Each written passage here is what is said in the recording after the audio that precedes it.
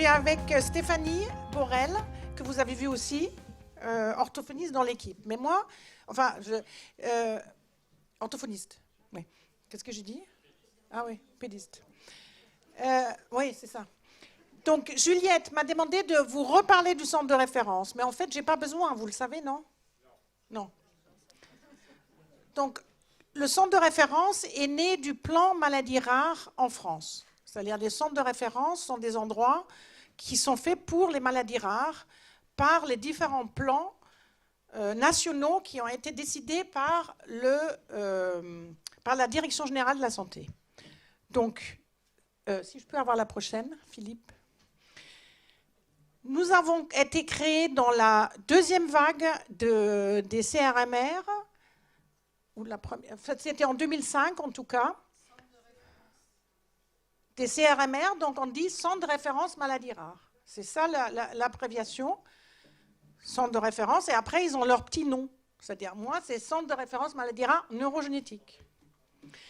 Et on a été labellisé, ça veut dire qu'on a été créé avec un réseau en France de 2005 à 2017, puis on a essayé de contribuer à l'amélioration du diagnostic, donc que ce soit par les laboratoires qui font l'analyse moléculaire, mais aussi par les cliniciens qui font ça, surtout l'amélioration du conseil génétique pour les maladies récessives dominantes, pour le diagnostic prénatal, le diagnostic préimplantatoire, amélioration de la prise en charge, on a essayé en tout cas, harmonisation de bonnes pratiques et développement de la recherche. Donc la recherche a toujours fonctionné, mais c'était pour le centraliser mieux et le développer plus.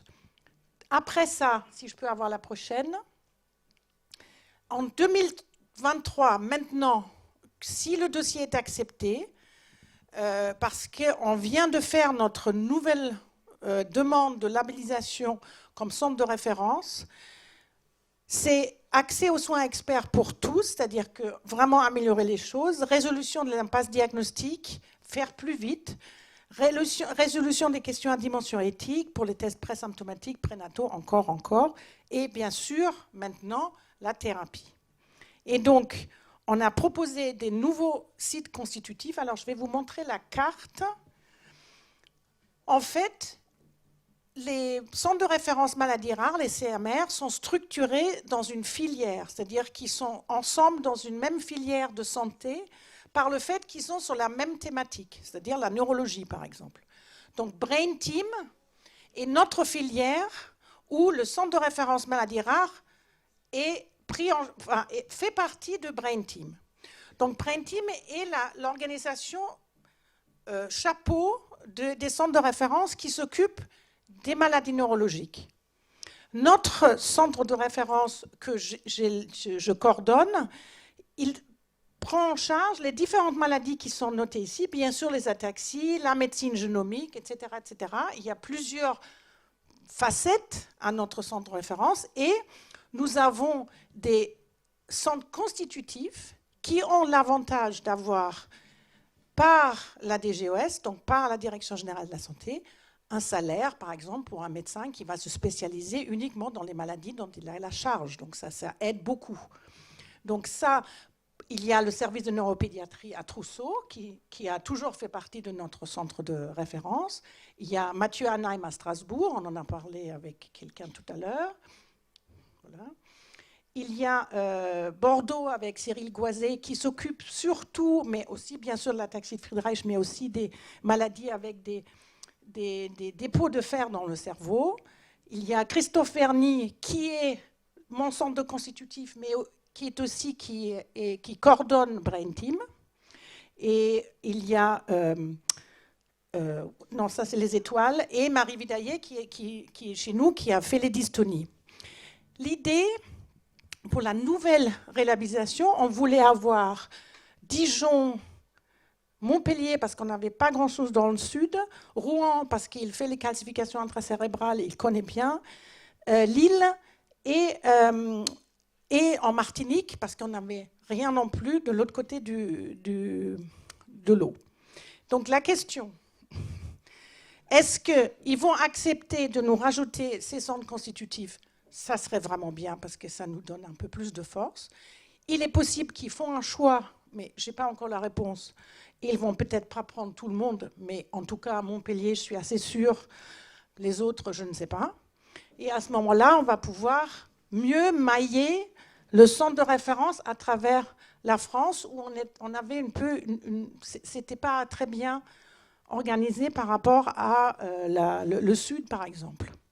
Si on regarde l'autre diapositive, et ça, c'est maintenant, vous avez dans les couleurs différentes, donc il y a la coordination, c'est ce que je fais là en orange à Paris, puis il y a les constitutifs, donc ceux qui sont vraiment un peu les filles du centre de référence, et les centres de compétences qui ne reçoivent pas un financement fléché pour leur activité, donc c'est un peu un problème, mais ils peuvent revenir vers nous, ils ont des accès privilégiés, ils sont prévenus. Par exemple, si on fait un essai thérapeutique, je préviens les centres du CRMR pour dire que voilà, on recrute, informez vos malades. Donc c'est vraiment en réseau que ça fonctionne. Donc c'est ça que je voulais vous dire. C'est ça que tu voulais que je dise? Oui. Voilà, donc voilà. Maintenant, si vous avez des questions.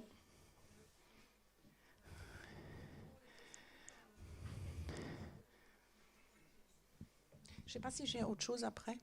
Je peux regarder? Oui. Oui. Alors, pendant que le micro marche, ou marche pas? Non, marche pas.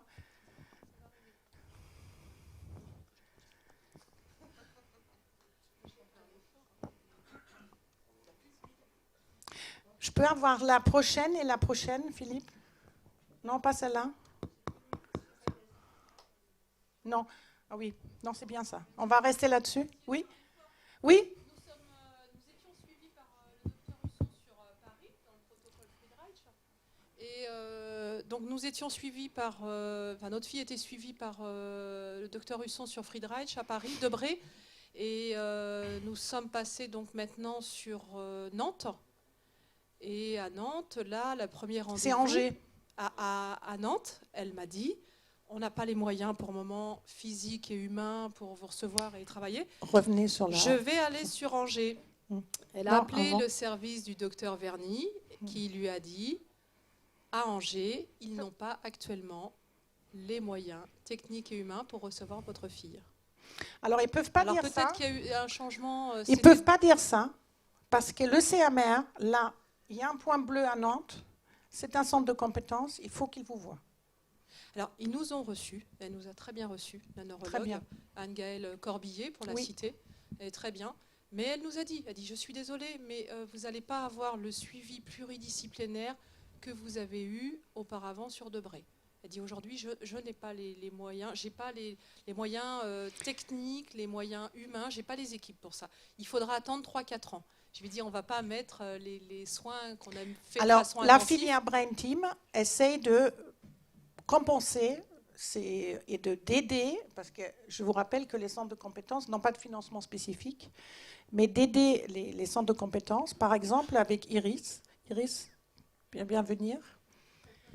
Notre kiné référente, par exemple, de Brain Team, qui peut dire son rôle au niveau de Brain Team, c'est-à-dire vraiment au niveau de la filière, même pas que pour mon centre de référence, mais aussi pour mon centre de référence, n'est-ce pas Iris? Bonjour, je vais me présenter tout à l'heure parce qu'il y a une toute présentation autour de la kiné. Juste pour vous dire que Brain Team met en place en fait des intervenants qui pourraient être des ressources en fait pour orienter les patients sur des thématiques, donc la kinésithérapie, l'orthophonie, l'ergothérapie. Donc ils essaient de réfléchir avec des financements pour aider les patients qui ont du mal à trouver du pluridisciplinaire pour mailler, voilà. Donc c'est la réponse que j'ai à vous donner, c'est-à-dire c'est ça qu'on va faire. C'est-à-dire les centres constitutifs ont l'argent pour le faire, donc ils doivent le faire. Donc, nous, on doit le faire. Et les centres de compétences, il faut qu'ils se retournent sur Brain Team. Donc voilà. Oui, Angers doit.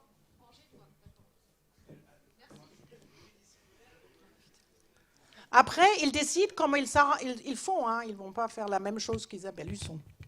Je crois quand même qu'il y a une réalité. La réalité, c'est qu'effectivement, on manque d'argent. Christophe Verny n'arrête pas de nous le dire dans les réunions Brain Team.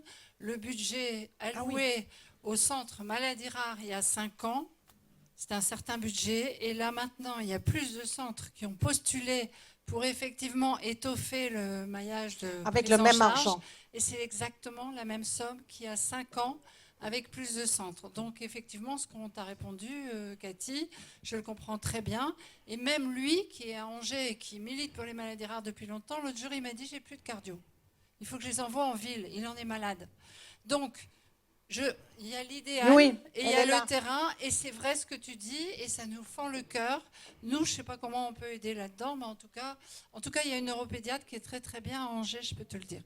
En tout cas, un des objectifs du centre de référence était ce qui n'est pas votre cas pour l'ataxie de Friedreich, mais que l'errance de diagnostic se raccourcit et que certaines ataxies où on n'a pas de diagnostic se raccourcit aussi. Donc, il y a eu la mise en place des plateformes nationales Sequoia et Oragen pour faire des génomes pour le diagnostic. Et on a eu une préindication ataxie, ça veut dire qu'on peut toujours envoyer nos ataxies pour faire un génome et trouver le gène en cause. Et pour ça, on fait ce qu'on appelle des RCP, c'est-à-dire des réunions avec les biologistes et les cliniciens pour savoir si le variant qu'on trouve est causal. Ce qui est très important pour le conseil génétique. Donc, il y a des choses qui ont été faites ensemble avec le comité de direction, le comité de pilotage, où les associations des patients sont bien sûr associés, et les différentes réunions qu'on fait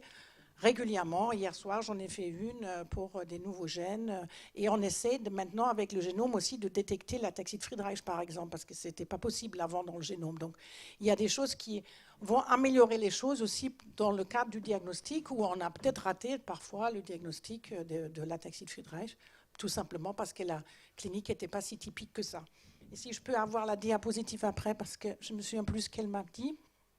Oui, donc par exemple, sur toutes ces maladies qui font partie de mon centre de référence, il a été choisi de faire un protocole national de diagnostic, donc le PNDS, de l'ataxie de Friedreich.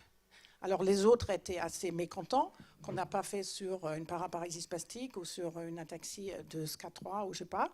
Mais en tout cas, on a choisi de le faire sur l'ataxie de Friedreich. Là, il y a un autre en cours sur les ataxies téléangiectasiques, sur SPG4, sur plusieurs d'autres, parce que c'est des PNDS qui peuvent être transmis aux médecins qui vous suivent. Et ça, c'est important parce que c'est un outil qui est destiné à tout professionnel de santé qui vous suit. Parce que pour que ce soit la kinésithérapie, orthophonie, la cardio, scoliose, n'importe quoi, il y a ce qu'il y a up-to-date, publié, les consensus qui existent pour cette maladie qui sont là-dedans. C'est important, c'est un travail assez conséquent parce qu'il faut regarder tout ce qui est publié dans ces domaines-là et faire un résumé et d'en déduire des bons conseils. Donc, ça a été fait pour l'ataxie Friedreich et je pense que c'est quand même un avantage important. Moi, je voudrais dire merci au centre de référence parce que dans la filière Brain Team neurologique rare, on regroupe à peu près 500 maladies neurologiques rares, c'est-à-dire la tumeur cérébrale rare de l'enfant, machin, etc.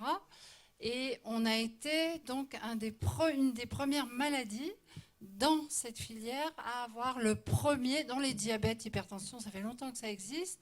Donc je suis médecin, j'ai un truc, je vais aller voir le PNDS pour voir, c'est un document de référence pour les soignants. Ça s'adresse aux soignants, ce qu'il y a là-dedans, aux médecins, aux cardio, aux diabétos, etc. Donc c'est un travail que vous avez fait pendant 3 ans, qui a demandé 50 experts. Et donc, après, c'est validé par la haute autorité de santé et compagnie. Donc, je vous en prie, je vais le dire demain, mais comme ça, j'aurai plus besoin de le dire. À vos médecins, à vos cardio, à vos spécialistes, dites-leur, c'est facile à trouver sur Orphanet, sur Internet, sur notre site. S'ils ne savent pas comment suivre la maladie, et tout ça, ça sera révisable, évidemment. Ce n'est pas quelque chose d'écrit aujourd'hui, mais qui sera améliorable par la suite. C'est donc le PNDS, Pronostic National de Diagnostic et de Protocole, pardon. Et c'est franchement un outil. Là, j'ai des gens qui m'appellent, le cardio, il ne sait pas. Je l'envoie là-dessus. Enfin, sans arrêt. Donc, s'il vous plaît, informez vos soignants que ça existe, votre médecin traitant, cardio, etc. etc. Et pour moi, c'est aussi un moyen de pression, parce que s'il y a écrit là-dedans qu'il faut faire une prise en charge pluridisciplinaire, ou autre, ou ça, ou si, on peut le dire qu'il faut le faire. Il faut des moyens pour le faire. Donc, c'est important que ça soit là-dedans, vraiment. Ce n'est pas juste un truc qui nous a fait plaisir pour l'écrire. C'est un outil de pression et d'outils pour les gens pour que ça soit mieux connu ce qu'on fait dans une ataxie de Friedreich et ce n'est pas un peu au pif. Et ça, je pense que c'est important. La prochaine diapositive pour que je termine là. Les rédacteurs, c'était tout ce petit monde-là, avec un groupe pour que ça ne soit pas un avis de quelqu'un. Donc ça me semble important aussi. Et Elodie l'a mis pour moi, apparemment, pour que je me rappelle qui c'était. La prochaine diapositive, s'il te plaît, Philippe. Et je voulais vous parler, pour terminer, avant de donner la parole à Stéphanie, qu'on vient de créer une société francophone de neurogénétique pour faire un lien entre les différentes sociétés savantes qui sont importantes parce que neurogénétique, on est entre les deux, c'est-à-dire on est là entre la génétique et la neurologie. Il faut organiser des rencontres et je vais organiser la prochaine journée internationale de la Société française de neurologie sur la neurogénétique. Je suis bien contente parce que c'est bien.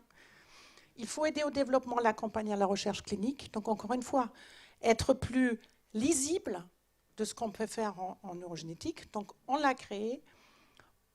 Pour le moment, je suis la présidente, mais ça c'est fait comme ça.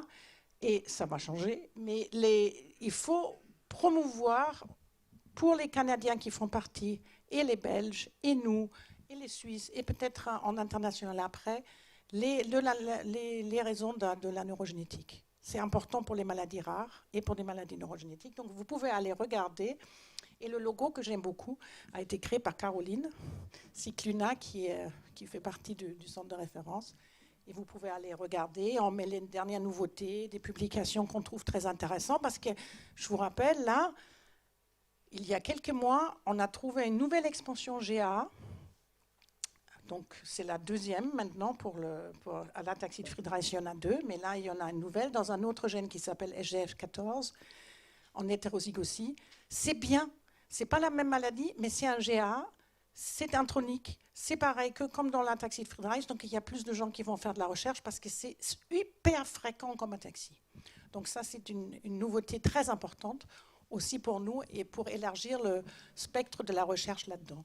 Et je voudrais finir, Philippe, avec des photos, parce que tout le centre de référence, c'est bien sûr tous les gens qui sont impliqués. Ici, les cliniciens de la Salpêtrière, ça c'est Montpellier, Angers, Cyril Goiset et... Non, Angers, c'est là. C'est qui celui-là? Ah, c'est tout le monde, c'est nous tous, Brain Team. On les a mis tous ensemble. Enfin, voilà, c'est des hommes et des femmes et des hommes qui font les choses. Et c'est, avec vous tous. Merci beaucoup.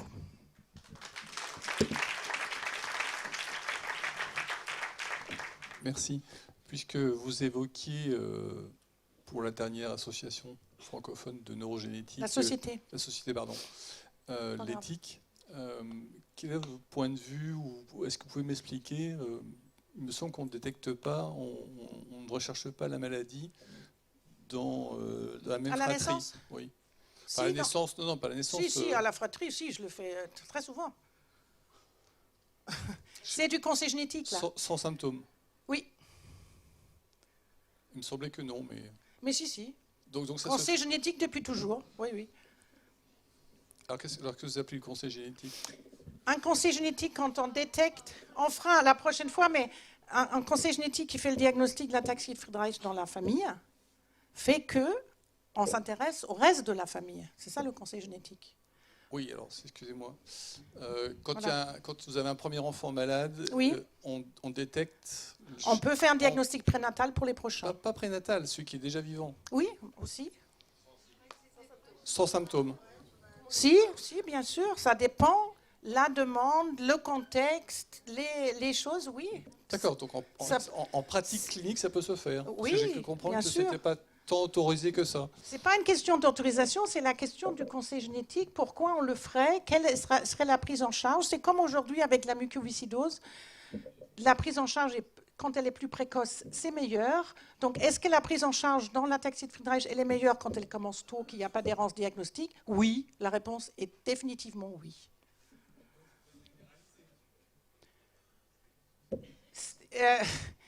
Il est en tout cas, c'est pas une question que ce soit interdit ou pas interdit. La question, c'est est-ce que ça vaut la peine chez un bébé qui vient de naître, il n'y a pas de prise en charge à faire. Vous voyez?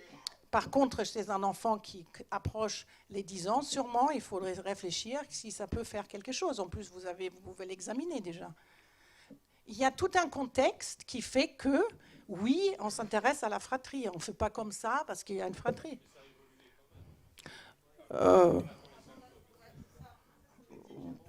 Si je peux me permettre, on a dit... Il y a eu beaucoup de discussions, et c'est peut-être pas le lieu ici, mais on le fait beaucoup.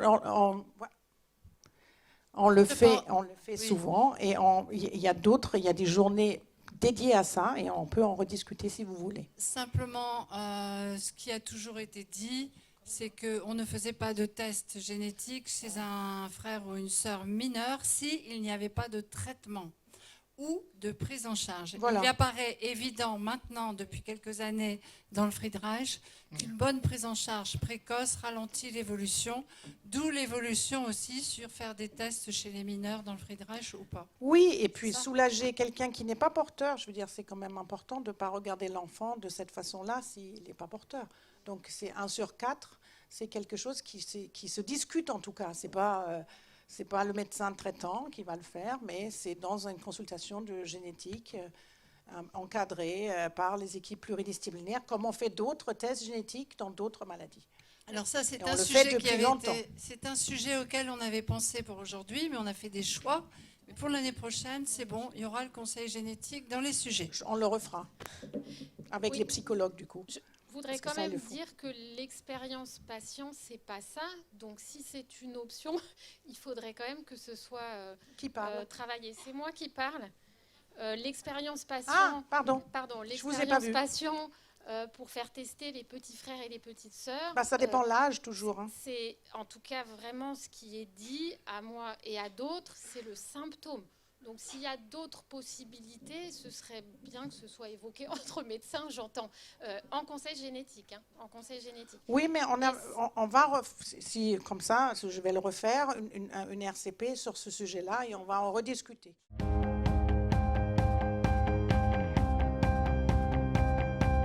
Je suis Stéphanie Borel, orthophoniste de formation initiale depuis 20 ans, plutôt spécialisée dans le domaine de l'ORL et des troubles de l'audition. Je suis depuis 2020 maître de conférence à l'école d'orthophonie de Paris, à la Pitié-Salpêtrière, et rattachée au laboratoire d'Alexandra pour le volet recherche de mon activité. Donc tout ça à la Pitié-Salpêtrière à Sorbonne Université. Alors aujourd'hui, je vais vous parler de 2 sujets. Le premier, c'est l'étude Speech Attacks qui a été évoquée tout à l'heure dans une question. Et le second, c'est une étude qui va commencer prochainement, qui s'appelle PROFA et qui tourne aussi autour de la communication dans l'ataxie de Friedreich. Alors tout d'abord, je vous propose un retour sur l'étude Speech Attacks à laquelle certains d'entre vous ont certainement participé. Donc, je vais vous présenter quelques diapos qui sont issus pour certaines d'une présentation qui a été faite par l'investigateur principal, qui est le professeur Adam Vogel, qui est un orthophoniste et professeur de neurosciences australien, et qui a été présenté à Dallas à la fin de l'année dernière. Alors, Speech Attacks, qu'est-ce que c'est ? C'est un essai contrôlé randomisé dans lequel il y avait 2 bras.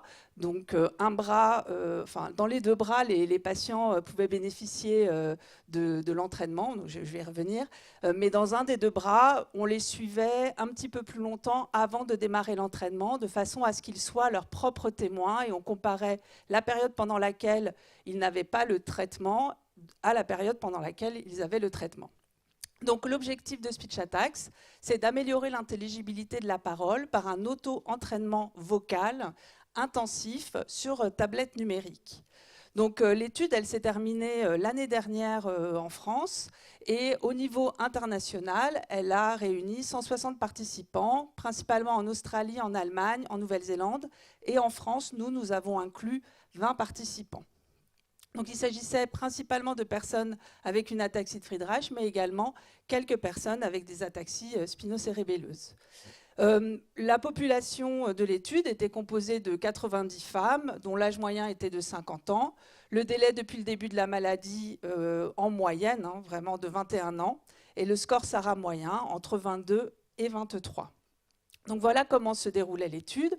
Il y avait d'abord ce qu'on appelle une ligne de base de 4 à 8 semaines en fonction du bras pour lequel le patient avait été tiré au sort. Donc pendant lequel cette ligne de base, le patient était suivi de façon habituelle, soit par son orthophoniste de ville, soit sans suivi orthophonique s'il n'en avait pas. En tout cas, on ne changeait rien à son suivi habituel ou son absence de suivi. Puis pendant 4 semaines, il a bénéficié de l'entraînement avec le logiciel SpeechAttack, que je vais détailler ensuite, à raison d'une séance par jour, sauf le week-end, d'environ 45 minutes. Et il y a ensuite eu une phase de 4 semaines qui est appelée le maintien, pendant laquelle il pouvait utiliser ou non le logiciel à sa convenance, mais pendant lequel on essayait de regarder un petit peu si les performances se maintenaient. Les mesures d'efficacité, c'était des enregistrements de la parole et de la voix, sur lesquels ont été faites des analyses acoustiques, des analyses perceptives, c'est-à-dire qu'on demande à des experts d'écouter à l'aveugle les enregistrements de voix des personnes et de les coter de façon à ce qu'on voit si l'enregistrement est mieux perçu, mieux coté après l'entraînement par rapport à avant, et tout ça de façon complètement aveugle. Et puis des auto-évaluations des patients également. Donc à l'ICM, nous avons intégralement traduit en français le logiciel, qui était en version anglaise au départ, et nous avons, comme je vous l'ai dit, inclus 20 participants. Alors, je vous détaille un tout petit peu le logiciel. Donc, c'est un programme en ligne auquel on accédait avec un code dédié pour chaque participant, qui a donc été développé par le professeur Adam Vogel. Donc, un logiciel sur tablette avec 7 exercices par jour. Un exercice de voyelle tenue, donc il faut faire un A le plus longtemps possible. Des exercices de contrôle de l'intensité de la voix, donc parler fort, parler moins fort, parler fort, parler moins fort. Voilà quelles étaient les tâches. Contrôle de la hauteur, donc parler aigu, parler plus grave de la voix. Accentuation et emphase, mettez plus d'intonation, entraînez-vous, forcez un petit peu l'intonation. Voilà le genre d'exercice qui était demandé. Des exercices d'articulation avec des répétitions de mots, de lecture et puis aussi un peu de paroles spontanées. Donc c'est une interface vraiment très simple qui était proposée. Et chose très importante, je pense, pour la réussite, en fait, il y avait un accompagnement quand même avec une orthophoniste qui était recrutée par l'ICM et qui appelait toutes les semaines le patient ou la patiente, qui écoutait à distance ses enregistrements de voix et qui pouvait donc ensuite l'appeler chaque semaine pour lui dire « Ok, c'est bien, ça progresse, vous faites attention, cet exercice-là, vous l'avez fait un peu trop en force ». Donc il y avait à la fois un coaching, de la motivation par cet orthophoniste et aussi des conseils et un réajustement si l'exercice n'était pas correctement, on va dire, fait. L'intérêt aussi de ce logiciel, c'est qu'il permet un retour auditif et visuel sur les productions vocales, donc il y a un feedback. Le participant écoute son enregistrement vocal de la veille, donc tous les jours, il doit réécouter son enregistrement de la veille et essayer de... C'est pour favoriser un petit peu l'auto-écoute de sa propre voix et le réajustement en fonction de l'écoute de sa voix. Il y a aussi des graphiques de progression qui permettent éventuellement de motiver la personne si elle voit qu'elle progresse. Et puis, un retour visuel aussi, quand on lui demande de parler plus fort, il y a un vumètre en fait, qui bouge et qui montre si effectivement la personne parle plus fort ou pas. Alors, je vais vous montrer ça. Ce sont les résultats que le professeur Vogel a présentés à Dallas. C'est une partie des résultats. Dans l'ensemble, il y a des choses intéressantes qui ressortent. Donc, il a présenté l'évaluation perceptive. Je n'ai pas encore vu les résultats de l'évaluation acoustique, qui est une évaluation un peu plus objective et automatisée. Mais pour le moment, on a l'évaluation perceptive. Donc, ça, c'est le moment où on ne propose rien. Ça, c'est juste avant l'entraînement avec le logiciel, juste après. Et ça, c'est la phase de maintenance. Et ça, c'est une mesure d'intelligibilité un peu technique, mais gardez en tête que plus ça monte, mieux c'est. Et donc, il y a une amélioration significative de l'intelligibilité. Bon, c'est pas énorme, hein, c'est un peu comme ce que montrait Alexandra tout à l'heure à chaque fois. Hein. C'est significatif, mais c'est une petite amélioration, mais significative sur l'ensemble des participants. Amélioration du caractère naturel de la parole. Donc ça, c'est quelque chose qu'on demande aux experts d'évaluer à l'oreille. Et puis, dans l'échelle SARA, qui est cotée par le neurologue à chaque rendez-vous, il y avait aussi une amélioration de l'évaluation de la parole dans son échelle SARA, dans la cotation de la SARA. Également, amélioration de la qualité de la voix perçue à l'oreille, amélioration de l'articulation des voyelles, de la tenue des voyelles dans le temps, et diminution du caractère asthénique, un petit peu hypotonique de la voix. Donc, des critères, tout n'est pas ressorti comme étant significatif, mais certains critères sont ressortis comme étant pertinents. C'est juste pour dire, là, il y a eu 2 points sur l'échelle SARA, c'est beaucoup, hein. Ça a bien marché. Hein. La suite, alors vous devez vous dire, bon bah, peut-être vous vous dites, j'aimerais bien utiliser ce logiciel.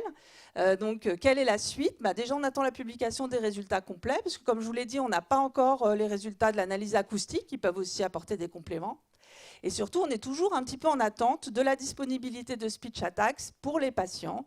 Donc, on relance régulièrement le professeur Vogel, qui nous a dit qu'il mettrait à disposition ce logiciel avec un système de code. On n'en sait pas plus pour le moment. Bon, on est d'accord, ça fait des mois. Je suis là bien placée puisque je le relance régulièrement. Non, mais d'abord, il ne nous a même pas donné les résultats. Il fallait attendre Dallas pour qu'il nous les donne. Moi, je lui écris régulièrement. Il ne répond pas à moi. Je suis d'accord, mais je ne sais pas quoi faire. Aller en Australie? Excusez-nous. Oui. Avec Cécilien, on lui avait posé la question à Dallas et sa réponse c'était il veut en faire un logiciel grand public, c'est-à-dire disponible sur des smartphones, des tablettes. Ce serait super. Et de fait, c'est pour ça qu'a priori, ils sont en train de le recoder et c'est pour ça que ce serait long. Okay. Et je pense aussi, de ce que j'ai vu dans sa diapo, c'est qu'il essaye aussi de faire une version encore améliorée avec qui serait plus personnalisé, parce que là, tous les participants ont eu exactement le même programme, et probablement, on doit pouvoir un peu affiner en fonction des difficultés de chaque personne. Donc, il veut faire quelque chose d'individualisé. Et pour les enfants. Et améliorer l'interface. Ah, peut-être aussi, ça, je n'étais pas au courant. Et des sessions un peu plus courtes. Donc, à mon avis, ça va arriver, mais c'est vrai que ça paraît très long. Je suis complètement d'accord avec vous. Et c'est aussi parce que ça paraît très long, et que nous, de notre côté, on développe aussi des choses un peu complémentaires. Et notamment, je travaille actuellement avec un bureau de l'Institut du cerveau qui s'appelle le CarLab, qui fabrique des logiciels, qui développe des nouvelles technologies, et aussi un éditeur de logiciels spécialisé dans l'évaluation orthophonique. Et donc, on est en train de développer un logiciel d'auto-entraînement, alors pas directement de la voix, mais de la mobilité de la langue, des lèvres, des joues. Voilà, quelque chose qui serait un peu comme une sorte de gymnastique du bas du visage, et sous forme d'entraînement ludique, avec du feedback visuel, enfin un peu la même idée, avec l'idée que la personne ferait ça à son domicile, en autonomie, coachée par son orthophoniste, et avec une amélioration attendue sur la parole, la déglutition et les apnées du sommeil.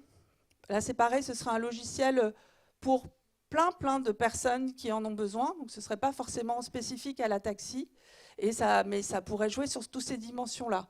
Donc ça, par contre, là-dessus, on a la main du début à la fin du processus, donc je peux vous dire que ça avance, et je suis assez optimiste sur le fait que ça mette moins d'1 an à sortir. Donc ça, c'était SpeechAttack, la première partie. La seconde dont je veux vous parler, c'est Profa, et également une échelle qui s'appelle Comatax, qu'on est en train de développer. Donc Profa, qu'est-ce que c'est? C'est l'acronyme de Patient Reported Outcomes in Friedreich Ataxia. C'est une étude pour laquelle nous avons eu un financement européen sur un projet maladies rares et sciences humaines et sociales. Et donc nous travaillons avec 2 équipes, une équipe allemande et un chercheur canadien. Donc on est 3 pays impliqués dans cette étude, avec pour l'ICM surtout et beaucoup, et je la remercie grandement, Rania Ilab qui m'aide énormément dans cette étude. Donc Profa, qu'est-ce que c'est? C'est une étude observationnelle. Alors, on a beaucoup parlé de l'histoire naturelle de la maladie tout à l'heure. Et là, c'est un peu l'idée de regarder un petit peu comment évoluent les choses, comment évoluent les outils d'évaluation et comment évoluent aussi les symptômes, mais de façon un peu différente, à savoir au domicile de la personne, avec des évaluations qui sont faites à distance à partir d'un téléphone ou d'une tablette. Parce que c'est vrai que quand une personne a fait 2-3 heures de route, s'est levée tôt le matin, est fatiguée, peut-être énervée, peut-être un peu angoissée d'être aussi à l'hôpital, quand on fait notre évaluation ou qu'on lui demande de remplir un questionnaire, on ne sait plus vraiment exactement ce qu'on évalue. Si on évalue vraiment ses signes cliniques ou les 3 heures de route, le fait qu'il n'a pas bien mangé, qu'il est énervé, etc. Donc l'idée, c'est d'essayer de voir un peu ce que donnent les évaluations habituelles, mais plutôt en conditions de vie réelles, à la maison. On refait exactement les mêmes tests. Et puis de voir aussi un petit peu comment ces tests fluctuent dans le temps. Quelle est leur variabilité? On a aussi beaucoup parlé de variabilité tout à l'heure avec les essais cliniques.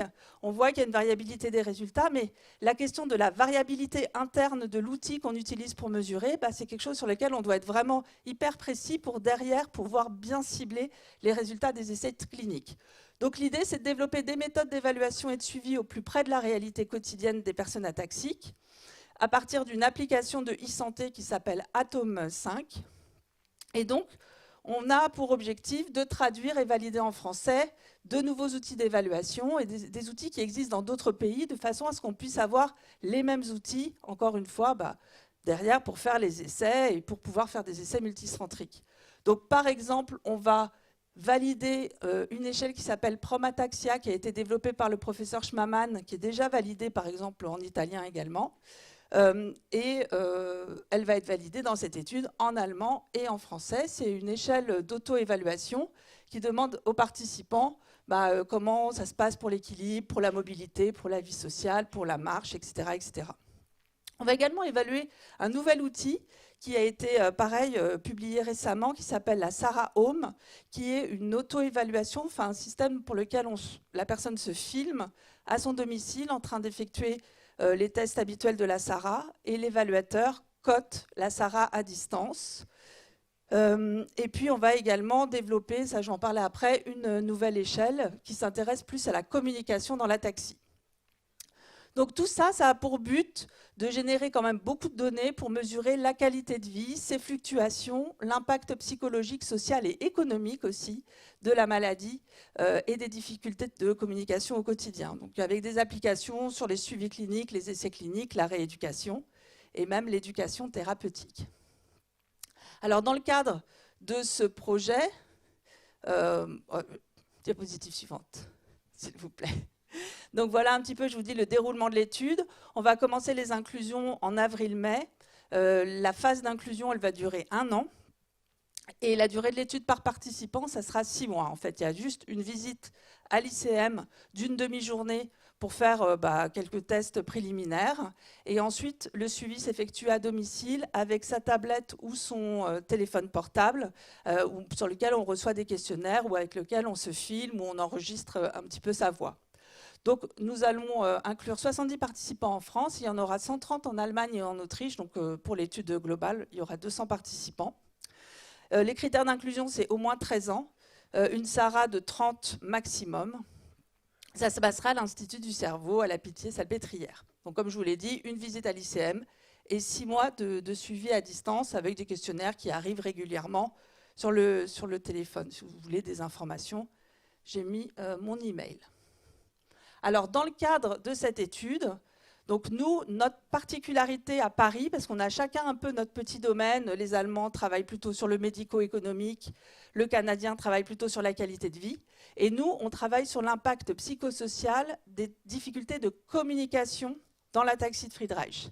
Et l'idée, c'était d'essayer de développer un outil qui soit plus large qu'un simple outil qui s'intéresserait aux troubles de la parole, mais qui explore tous les champs de la communication, parce que communiquer, ce n'est pas juste parler, c'est aussi écouter, c'est ressentir les émotions de l'autre, c'est exprimer ses émotions, c'est du langage, chercher ses mots, etc. Donc l'idée, c'est d'interroger les difficultés de communication dans leur globalité, et pas seulement sur la production, et développer un autoquestionnaire propre aux difficultés dans l'ataxie de Friedreich. Donc on a réuni 3 groupes de discussion. Et je remercie vraiment les personnes qui ont participé. Donc il y avait des personnes ataxiques dans certains groupes, des membres de l'entourage dans d'autres et des professionnels de santé.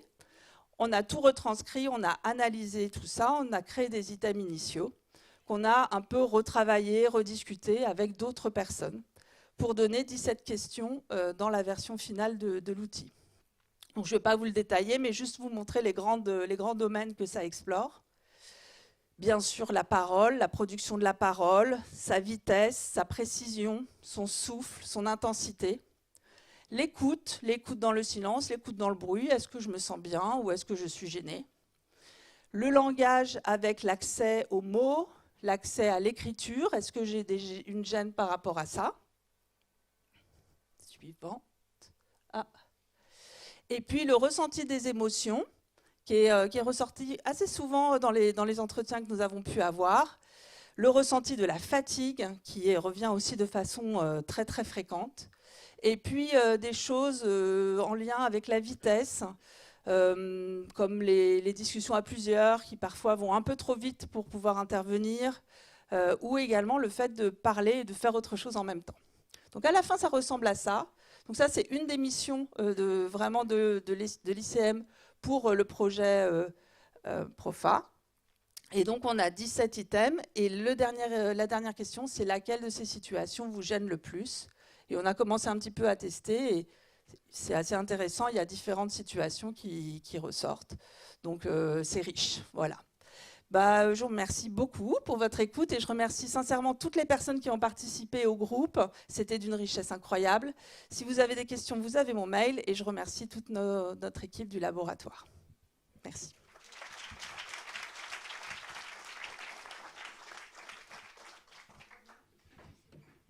Il faut venir participer à PROFA quand vous voulez, à partir du moment où on a le go du CPP, donc du Comité de protection des personnes.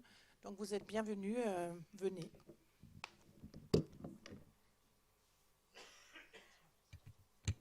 Vous avez des questions?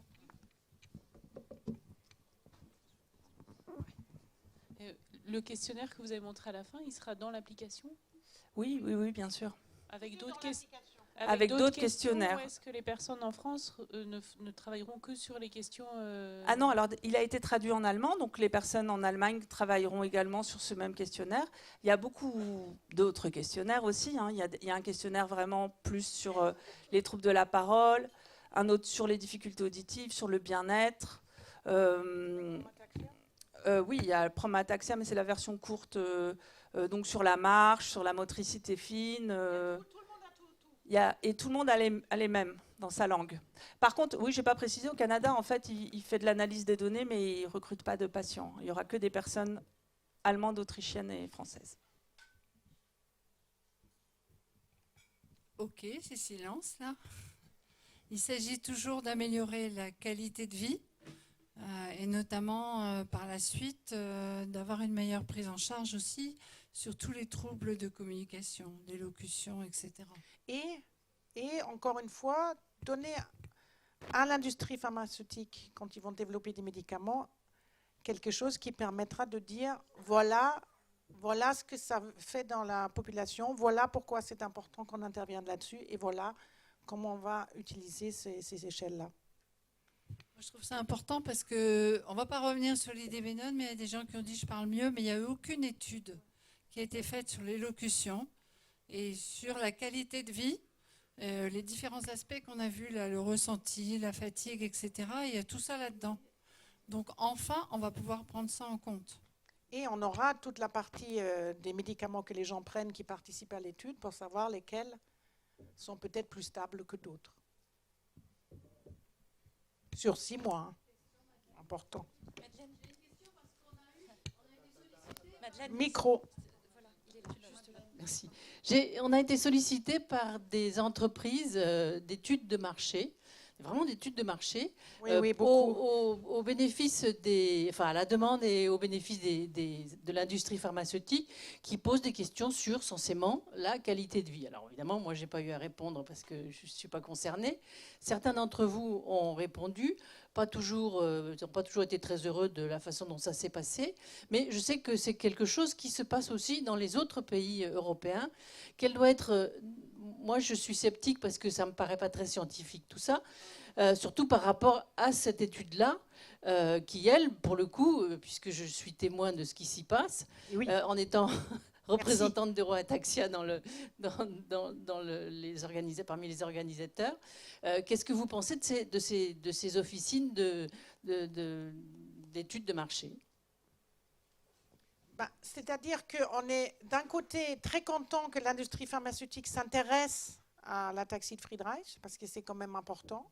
Mais d'un autre côté, parfois, ils utilisent des données un peu partielles pour tirer des conclusions sur qu'est-ce qui doit être amélioré, ce qui les arrange, quoi. Donc il faut quand même qu'ils... Mais bon, les agences du médicament et ceux qui vont être là pour... finalement permettre à un médicament d'aller sur le marché, ils vont se servir des études scientifiques plutôt que ces trucs-là. Mais bon, voilà, moi je ne réponds pas à ces sollicitations. Mais merci Madeleine, j'en suis sûre. Elle est où Myriam, là? Je ne la vois plus. Ah, elle est dans la salle à côté, tu veux intervenir? Viens. Qu'est-ce que dit Farah sur ces sollicitations? J'aimerais bien savoir, moi. Parce qu'il faut faire attention un peu. Mais, pardon, Monsieur Balleur, mais ça vient. Qu'est-ce que tu en penses de ces sollicitations? Et donc, je dirais, ça dépend de la sollicitation. 2, Farah collabore beaucoup avec les firmes.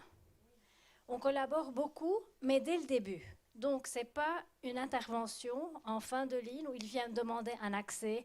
On veut ceci maintenant. Le langage commence quand on repère une firme pharmaceutique en train de développer déjà un programme sur la taxi de Friedreich. Ils nous présentent leur programme. Nous conseillons un peu ce que nous savons. Nous avons des contrats de confidentialité qu'on respecte tous les deux. On peut leur dire des choses où ils ne doivent pas aller, des modèles qu'ils ne doivent pas utiliser. On les conseille sur les essais, comment ils font les construire. Et puis, quand il s'agit de partage de données ou d'apporter la voix de patients, ce n'est pas un service qu'on offre, mais on établit des groupes de parole. On assemble des patients, on va avec eux dans les firmes pharmaceutiques et on discute ouvertement. Donc il y a un dialogue qui se passe, il y a un échange qui se passe, mais qui commence très tôt et qui est structuré.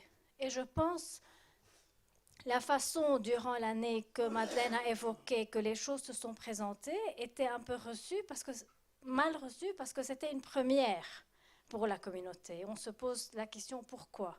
Pourquoi ? Parce que les agences régulatrices veulent savoir la vie des patients, veulent savoir qu'est-ce qui est significatif pour eux, qu'est-ce qui est important, l'impact économique, l'impact sur la santé, tout. Et ça, il n'y a pas mieux que la communauté de patients qui peuvent donner cet avis. Et c'est exigé par les agences régulatrices du médicament. Mais encore, c'est une procédure qui doit être structurée, qui doit respecter et protéger les données, parce qu'en Europe, les règles sont différentes que celles aux États-Unis. Mais pour répondre à la question, oui, Farah interagit beaucoup, mais c'est structuré et ça porte fruit. Reata est une très belle histoire de cette collaboration. NRF2 a commencé dans un labo français, chez Pierre Rustin, NRF2, et puis ça a été engagé avec les associations de patients, une ancienne association française dont j'ai oublié le nom, suisse. Voilà, les Suisses. Et donc Farah est rentrée dedans avec des familles de patients et c'était une collaboration de longue date et qui a abouti. Mais il faut que ça respecte de nouveau la vie privée, les données et que ça soit structuré et que la communauté comprenne la finalité. Voilà. Et qu'il y a des études comme celle-ci, comme PROFA, qui est une initiative plus larges scientifiques qui peuvent servir aussi aux industriels après et aux associations, parce que les patients ils prennent part à ces études-là, de structurer les choses peut-être un peu plus rapidement. Et on était très contents d'obtenir ce financement avec eux pour quelque chose qui, généralement, n'est pas très soutenant, enfin, très soutenu par les financements européens. Donc, c'était quand même bien. Autrement, on donne la... Ah, pardon. C'est vrai, monsieur Ballin. Merci. Donc, alors, en fait, c'est un peu particulier, mais c'est vrai que par rapport à cette étude, je trouve que c'est très bien.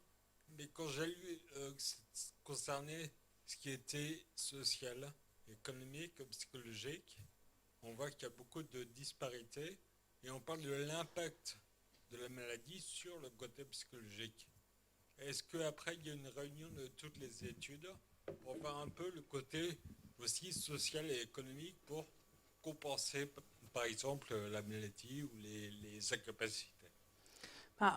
Si j'ai bien compris la question, en fait, il y a plusieurs groupes de travail. Chacun travaille, donc, qualité de vie, médico-économique, psychosocial. Et il y a un dernier groupe de travail dont le but est de relier toutes ces données entre elles et d'essayer de voir un petit peu quel est le lien entre l'aspect déjà médico-économique, qui va être différent même aussi en France, en Allemagne et en Autriche probablement, parce que le système de soins, de prise en charge est différent et d'aide.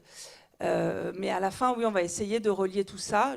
Je pense que ça va être un petit peu compliqué parce qu'il y a beaucoup de données, mais c'est pas mon groupe de travail, parce que je ne suis pas assez bonne en statistiques pour ça, mais il y a des gens qui vont essayer d'étudier le lien entre toutes ces variables. Oui, bonjour. Je voulais savoir, est-ce que vous avez, je pense, fait le lien entre les dysphonies et la parole et effectivement les troubles auditifs? Vaste question. Le lien, en fait, je pense qu'il y a... Je ne sais pas s'il y a un lien, à ma connaissance, en fait, il n'y a pas d'études qui s'intéressent aux deux. Parce que rares sont les personnes, les gens sont souvent dans leur couloir, en fait. Hein. Donc, soit ils font la parole, soit ils font l'audition. Moi, dans mon service d'audition, ils n'y connaissent pas grand-chose en parole, ça ne les intéresse pas. Et c'est vrai que dans des laboratoires qui s'intéressent plus à la parole, c'est l'inverse. Et finalement, du coup, il n'y a pas grand monde qui s'intéresse aux deux. Moi, je m'intéresse aux deux. À ma connaissance, il n'y a pas de littérature sur le lien direct entre l'atteinte de la voix et de l'audition. Mais il y a un truc dans l'écoute, je pense, qui est important à travailler sur la boucle audiophonatoire. Et ça se travaille un petit peu dans Speech Attacks.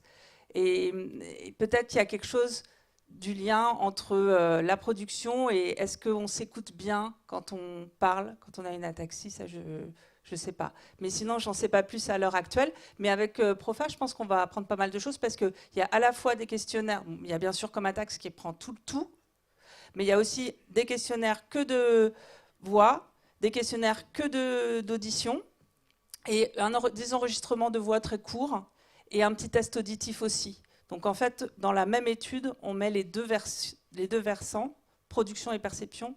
Donc on espère apprendre des choses en tout cas. Je voudrais applaudir nos deux intervenants.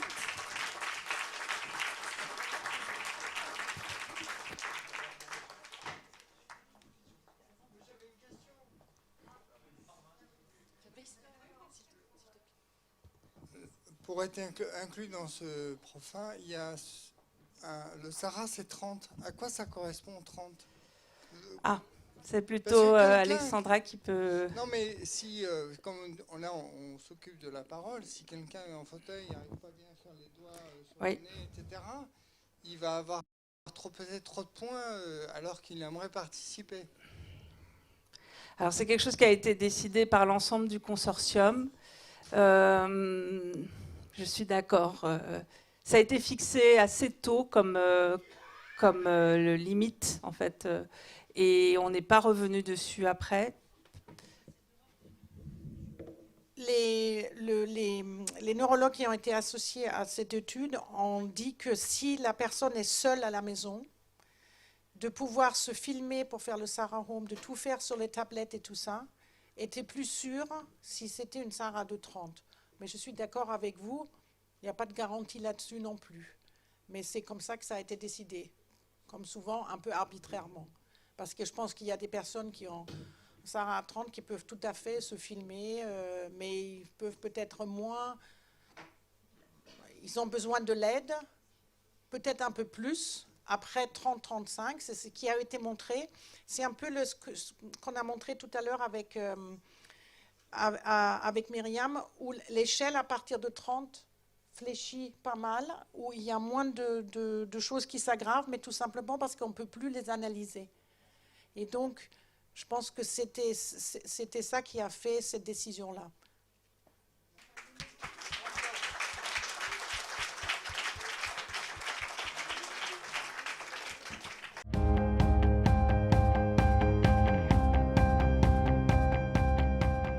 Donc moi, je m'appelle Iris Marolo. Je suis kinésithérapeute. Combien d'entre vous ont des difficultés d'accès à un kiné ou ne sont pas satisfaits de leur kiné ou ont déjà eu des soucis d'accès à la kinésithérapie? Je pense qu'au moins plus de 50% de la salle serait d'accord avec ce problème. En fait, je vais me présenter, puis après je vais vous expliquer un petit peu ma mission. Donc, je suis kinésithérapeute spécialisée dans les maladies neurologiques. Il faut savoir que ce n'est pas une vraie spécialité. Nous, les kinés, on n'est pas spécialistes, hein, ce n'est pas comme les médecins. Mais ma pratique fait que je prends en charge 99% de patients qui souffrent de maladies neurologiques. Donc j'ai commencé par prendre en charge des grandes pathologies neurologiques, sclérose en plaques, maladie de Parkinson, AVC.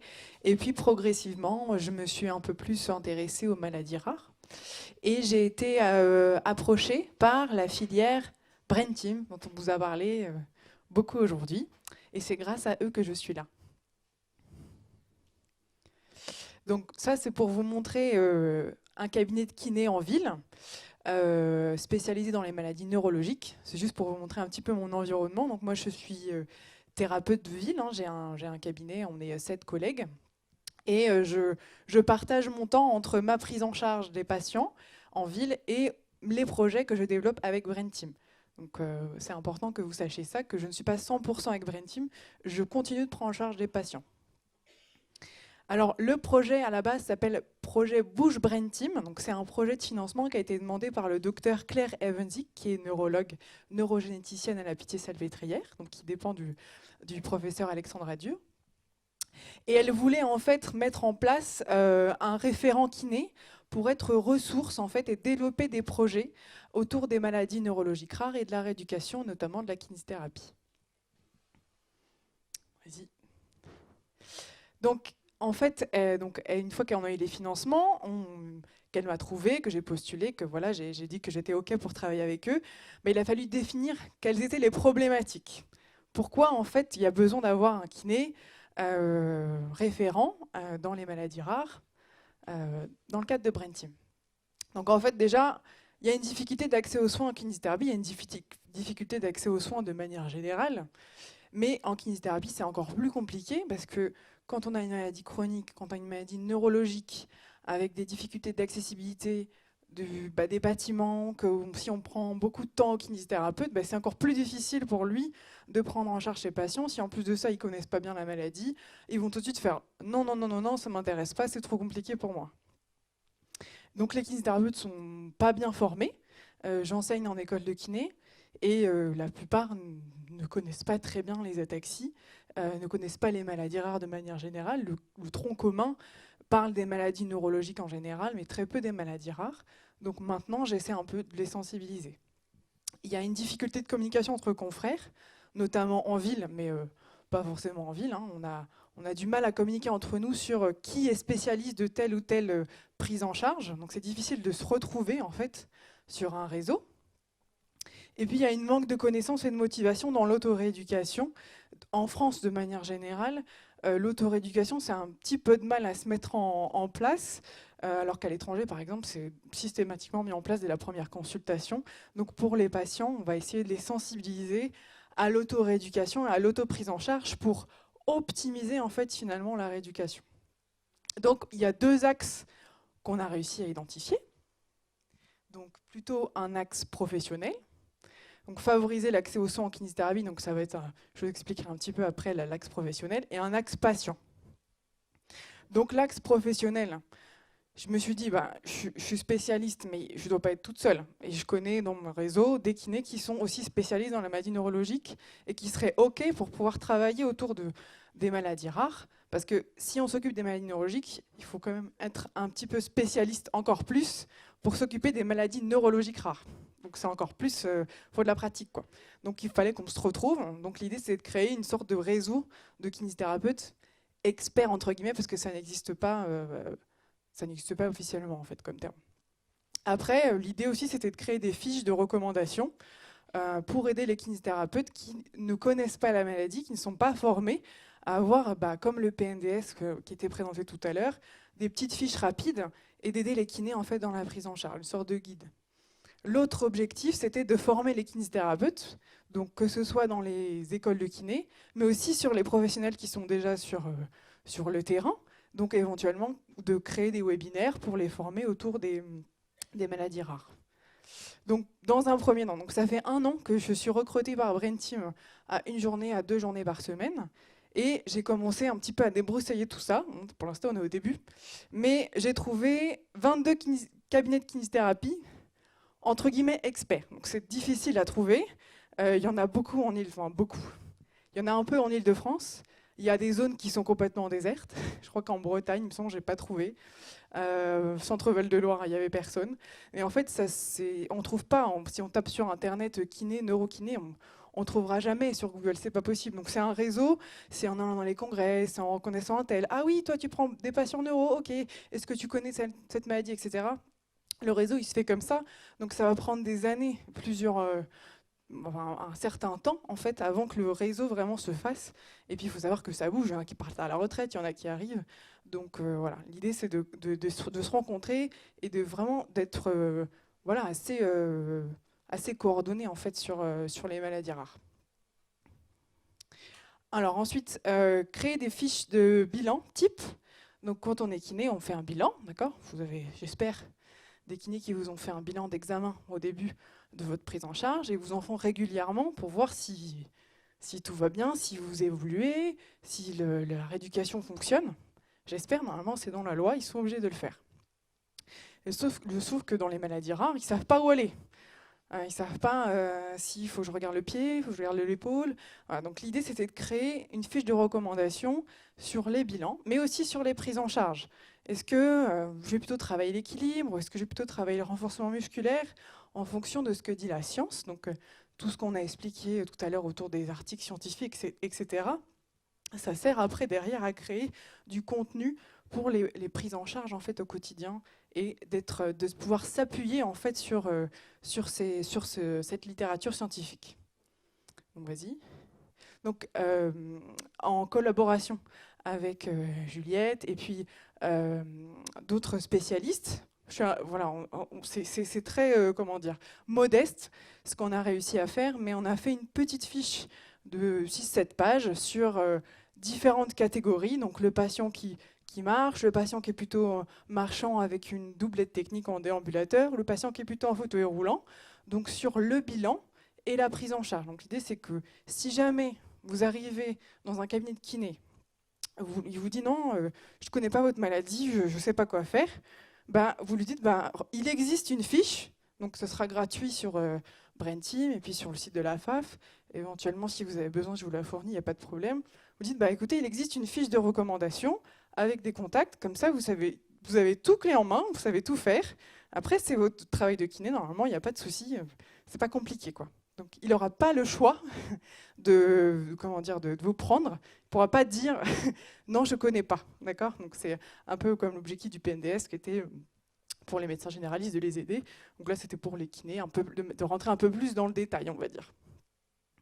Après, j'avais aussi envie de sensibiliser mes confrères sur les réseaux sociaux sur la maladie. Donc j'ai créé des petites fiches Instagram, Facebook pour qu'ils connaissent un petit peu la maladie. Donc il y a un petit côté com. Vas-y. Et après, le former. Donc, comme je vous expliquais, j'interviens en école de kiné, dans plusieurs écoles de kiné, en Ile-de-France et ailleurs, et essayer de les sensibiliser. Et puis après, l'objectif, ce serait de former des kinésithérapeutes qui sont déjà sur le terrain. Ensuite, pour l'aspect patient, là c'est le gros point positif, on a réussi à faire des choses cette année. Donc j'ai commencé à peu près en février 2022, et là on est en mars 2023. On a réussi à faire plein de trucs, donc j'espère que ça va vous plaire. Il y avait un côté bilan expert, donc on voulait mettre en place donc une expertise, soit de la part du kiné de m'appeler si jamais il avait des questions, mais aussi si c'était possible de venir dans mon cabinet, de faire un bilan, de faire le point, de répondre à vos questions, et après d'orienter en écrivant un compte-rendu vers un kiné de secteur, si possible, ou simplement de vous donner des objectifs avec des exercices, soit pour vous-même, si vous n'avez pas de prise en charge kiné, soit simplement pour orienter le kiné dans sa prise en charge. Donc c'était vraiment faire le point, faire un bilan d'expertise. Donc il y avait aussi l'objectif de suivi et de conseil. Donc j'ai répondu à plusieurs personnes qui avaient des conseils autour des orthèses, autour de la spasticité, sur la rééducation, canus, etc. Donc l'objectif, c'est d'être complémentaire en fait finalement de la prise en charge quotidienne, mais d'avoir un petit peu, d'être une personne ressource. Après, il y avait l'objectif de faire de l'éducation thérapeutique.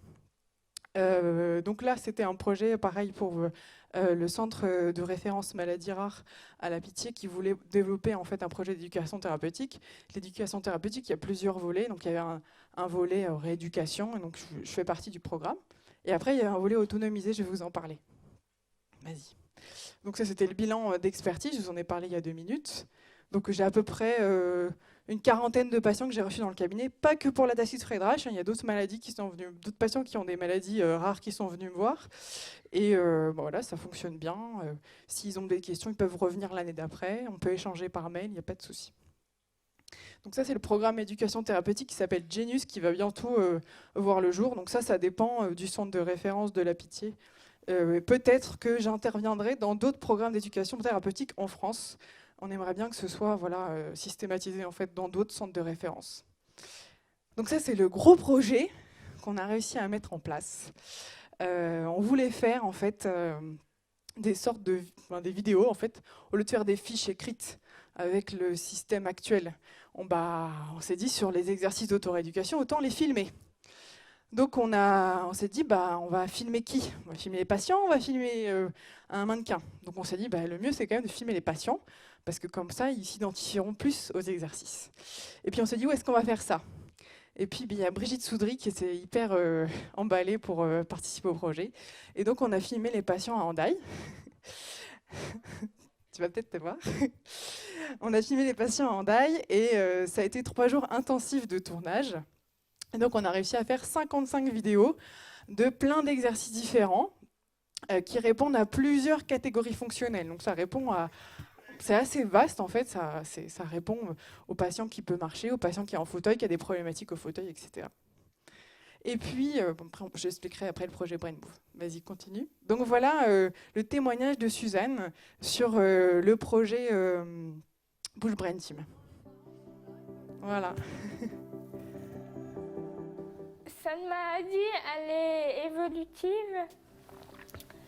Et le seul moyen de la stabiliser ou de ralentir l'évolution, c'est donc de faire du sport, de bouger le maximum. Ça aide sur le moment à se sentir mieux dans sa peau. Ça crée une certaine motivation. Si on s'accroche à tous les jours en faire plus, et si au final on est bien entouré par des personnes qui nous motivent, ça apporte de l'autonomie. On le voit que ça apporte des progrès.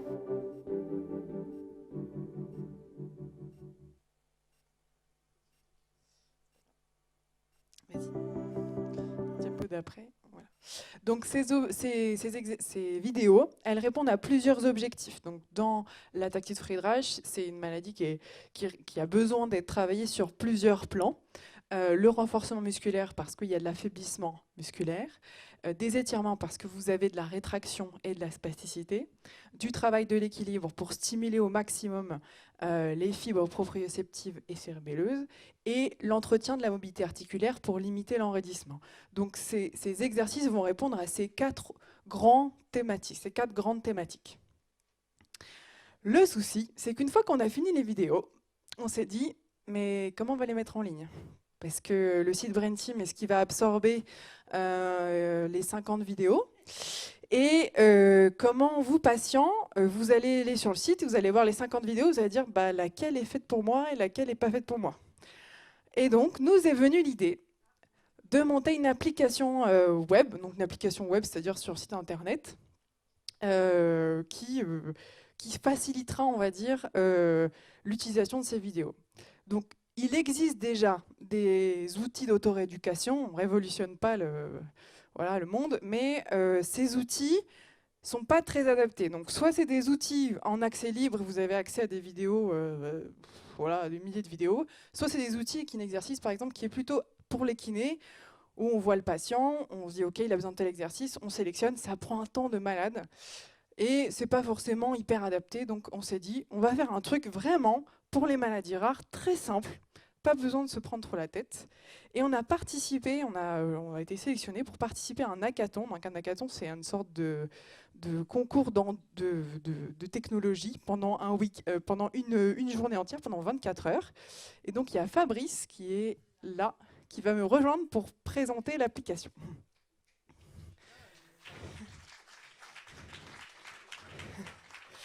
Donc Fabrice était avec nous en fait pour le développement de l'application. Donc on a eu vraiment un super moment tous ensemble. Les partenaires. Et puis il va un petit peu vous expliquer ce qui s'est passé tout au long de cette journée et de cette soirée. Avant tout, ça se passait dans un désert médical là. Ça se passait à Rennes, quoi. Donc moi qui habite le bout du monde à Brest, j'ai été invité à participer. Il y avait Jacques aussi qui aurait pu venir, mais il a préféré m'envoyer. Donc l'objectif, c'était sur 24 heures de monter un projet, de proposer quelque chose. Donc il y avait un ensemble d'aidants de l'INSA de Rennes qui étaient là pour nous aider pour l'aspect juridique, l'aspect technique, etc. Et on avait donc avec nous au centre là, c'est le couple qui sont présidents et puis la femme du président de l'ASL. C'est les Schtroumpfs-Lorrain. Ouais. Et donc il y avait Claire, notre neurologue, Iris, et en bas c'est notre informaticien de Coworkit qui travaille à et donc on a réfléchi ensemble un peu sur la trame de l'application. On l'a laissé toute la nuit travailler. Au matin, on a fait quelques vidéos complémentaires. Parce que l'idée, moi, ce que j'ai apporté, c'est de dire, OK, il y a des vidéos qui sont faites dans les centres de référence ou autres, mais pour chacun d'entre nous, on peut avoir des besoins spécifiques qu'on fait avec notre propre kiné. Et l'idée, c'est de pouvoir retrouver ça à la maison comme des devoirs à la maison, quoi. Et l'idée est là, et je pense que effectivement, avec le Covid, on était tout le temps de plus en plus seuls derrière nos écrans. Mais malgré tout, ramener des devoirs à la maison avec la kiné, c'est quand même pas si mal, parce que des fois, quand votre kiné vous montre 3 mouvements et puis ils disent tu feras ça la même chose à la maison, et ben on oubliait déjà ce que c'était les 3 et puis ce qu'ils nous avaient dit, quoi. Donc l'idée de ça, c'est d'avoir un logiciel qui puisse nous raccompagner ou nous aider à faire ces devoirs à la maison, soit sur une base de logiciels d'images qui ont été faites dans les centres de référence, soit qui ont été filmés par notre kiné à la maison. Par votre pop téléphone, on va vous montrer. Et donc on avait fait, pendant ces 24 heures, donc il y a eu l'idée, et puis un petit développement qui a été fait pendant la nuit par ce gars-là. Donc l'objectif c'est de faire un parcours d'autorééducation en ligne, d'accord, répondant à vos objectifs spécifiques, qui soit accessible, qui soit hyper facile, hyper ludique, avec le moins de clics possible, qui soit personnalisé, donc ce que vient de dire Fabrice, donc vraiment à vos besoins spécifiques, qui soit orienté pour les patients. Au début, on avait pensé pour les professionnels aussi, mais je pense que ce sera plus simple que pour les patients dans un premier temps, qui permettent l'intégration quotidienne de l'activité physique. L'idée, c'est que vous motivez, que vous soyez accro à l'activité physique, donc motivé, donc avec peut-être des points à gagner, etc. Et il y aurait un aspect un peu formatif aussi sur quels muscles, etc. Donc peut-être des petites fiches d'information et un côté très interactif pour vraiment garder l'aspect ludique. Donc voilà ce que Paul a réussi à nous pondre en une nuit. Donc c'est le premier prototype de l'application. Je vous expliquerai un petit peu où on en est dans le développement. Donc vous pouvez choisir, donc je démarre, ou je suis un kiné, je suis un professionnel, ou un patient. Je suis telle ou telle catégorie, j'ai mon profil, j'ai un programme. Donc là, on a son petit programme avec tel ou tel exercice qui sont déjà préenregistrés. Je démarre. Voilà, et ensuite après il y a les vidéos qu'on a tournées en DAI qui sont intégrées directement dedans. Donc voilà à quoi ça ressemble. Voilà, on va Valentin. Donc c'est des petits exercices simples qui durent une trentaine de secondes. Voilà, donc là c'était pour travailler la mobilité des bras. Voilà, et l'aspect personnalisable, donc ça c'est ce qu'on a tourné pareil, je sais plus, il devait être 2 ou 3 heures du matin. Non, c'était à l'aube, ouais. Le matin, pardon, voilà. Donc on peut filmer directement et intégrer ses propres vidéos en fait dans l'application. Donc ça c'est quand même l'aspect top parce que on a tourné 50 vidéos, mais ça ne suffit pas du tout par rapport à tout ce qu'on peut faire dans l'activité physique. Et donc là, l'aspect juste, je filme, mon kiné a trouvé que cet exercice était bien, ou mon coach physique a trouvé que cette activité était bien, hop, je le mets sur mon programme, je le mets sur mon application, et vous avez gagné 200 points parce que vous avez fait des petits mouvements. Voilà. Vas-y, continue. Voilà, c'est bon. Non, elle est 2 fois? Non, c'est bon, tu peux passer. C'est bizarre. Donc voilà, je vous montre un peu à quoi ressemblent les exercices qu'on a tournés en DAI pour vous donner une idée. Un petit peu, voilà, je vous laisse regarder. Je veux bien que tu mettes le son, du coup, si tu arrives. Pendant 30 secondes, vous allez renforcer vos bras. Placez vos coudes de part et d'autre de vos accoudoirs et levez votre bassin. Comptez le nombre de répétitions que vous effectuez. Vous êtes prêts ? Top!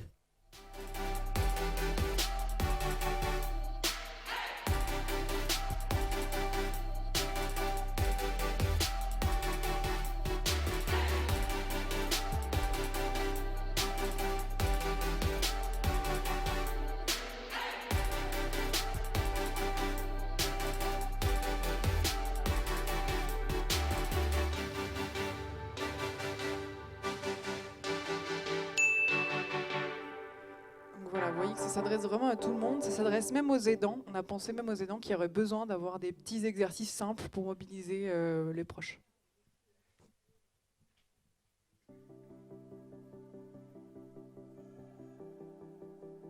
C'est bon, on a tout vu, tu peux passer à la suite. Nickel. Vous allez renforcer vos bras.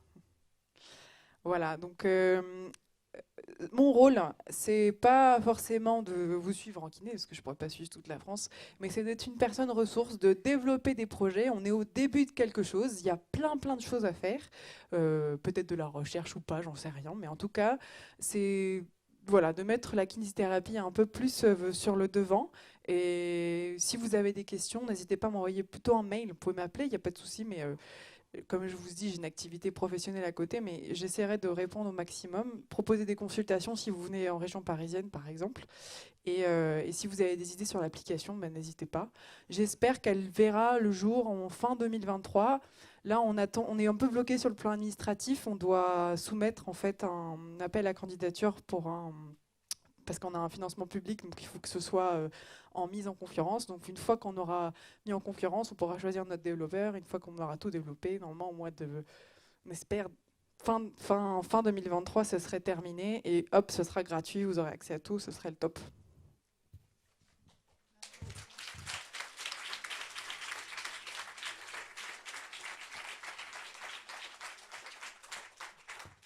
Alors, je dirais, c'est simple sur le papier, mais en pratique, avec la santé et la législation, tout n'est pas si simple, quoi. Parce que si vous avez une personne physique devant vous, il peut y avoir des oppositions, et donc il faudrait presque passer par de l'infographie et des avatars pour transformer, éviter de reconnaître des personnes.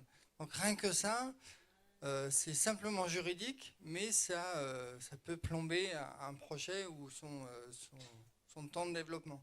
C'est pour ça que moi je m'étais dit, on peut le contourner en ayant des vidéos qui sont faites de nous-mêmes, peut-être sur une base, quoi, mais vous n'avez pas de notion de propriété intellectuelle ou d'image comme Christian s'y est opposé. Là. Donc là, tu pourras t'opposer et faire la gym chez toi avec ta propre image.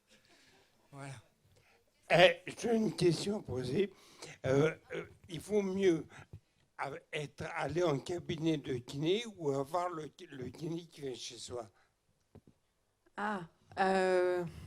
Ça dépend les objectifs. Si chez vous, vous avez des objectifs pour améliorer votre activité quotidienne, je ne sais pas, sur un transfert par exemple, je dirais chez vous. Si le kiné ne peut pas se déplacer et qu'il a du matériel dans son cabinet, il vaut mieux que vous vous déplaciez.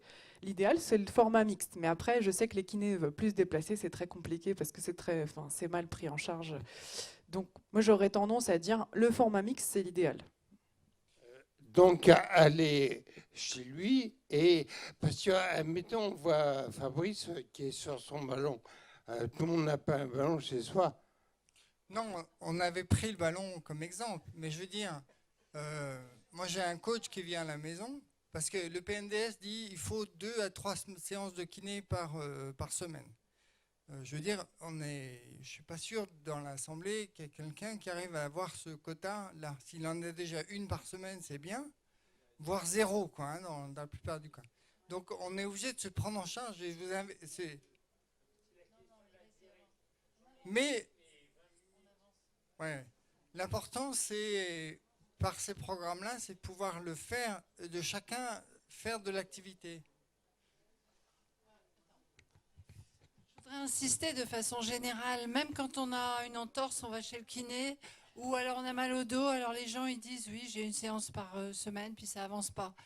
Même en médecine générale, on n'arrive pas à faire comprendre aux gens qu'il y a tout le travail à faire chez soi et tous les jours.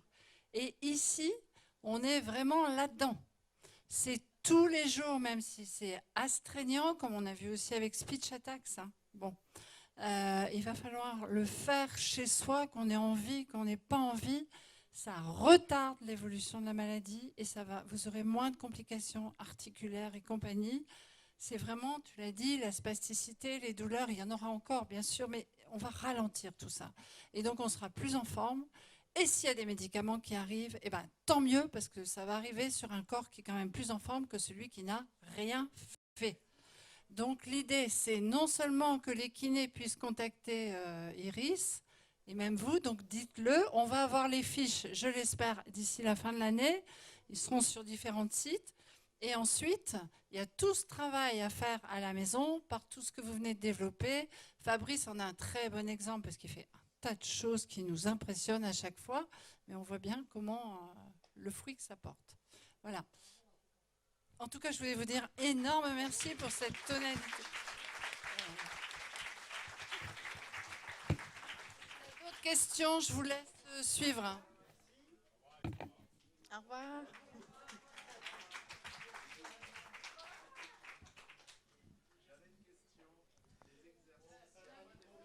J'arrive. Attends, le micro. J'arrive. Je disais, les exercices de kiné, c'est bien, mais il faut avoir un effet miroir en face. Parce que les ataxiques, moi pour Fanny, ce qui se passe, c'est quand on est seul devant une vidéo, on n'est pas sûr de faire les bons gestes. Et on peut vite se blesser. Un torticolis est vite arrivé, une luxation est vite arrivée. C'est beau d'avoir des vidéos par Internet, mais s'il n'y a personne pour se corriger en face, là j'ai la chance, c'est que y a un coach qui vient une fois par semaine et qui félicite Fanny. Des félicitations, des progressions, peuvent arriver, mais il faut un soutien régulier. Exactement, oui. Mais si en face, vu qu'à cause de la Covid, nous, on n'a plus de kiné, ça doit être le désert médical un peu partout en France. Et je me dis que faudrait trouver une solution. Oui, bien sûr. En fait, à la base, on s'était dit, quand on avait réfléchi sur le développement de l'application, on s'est dit, ça peut pas être en dehors de patient tout seul, quoi. Il faut quand même qu'il y ait le professionnel derrière, ou le coach à part, ou le kiné, qui soit quand même en backup des exercices, qui oriente. Le souci, c'est que bon, pour trouver un kiné, c'est compliqué. Donc après, je réfléchis à des idées sur de la visio, par exemple, sur des consultations. Voilà, donc il y a de la téléconsultation. Tout ça, c'est des réflexions et ça demande une organisation un peu conséquente. Mais même sur l'aspect humain, juste d'avoir ces vidéos, bah, c'est moins motivant d'avoir une personne qui vous dit super, continuez, allez plus loin. C'est pas pareil. Donc je pense que moi, je vois la kinésithérapie de plus en plus comme étant une personne qui va vous booster sur vos exercices, qui va pas forcément vous voir 5 fois par semaine, 3 fois par semaine, qui va vous booster sur vos exercices, mais qui va continuer à vous voir longtemps dans le temps, en favorisant l'autorééducation avec éventuellement des indicateurs. Regardez votre fréquence cardiaque, voir si dans la semaine vous avez beaucoup bougé, qui va vraiment être partenaire en fait finalement de votre qualité physique, de votre maintien de forme. Mais oui, je suis d'accord avec ce que vous venez de dire. Pour moi, il faut qu'il y ait un professionnel derrière.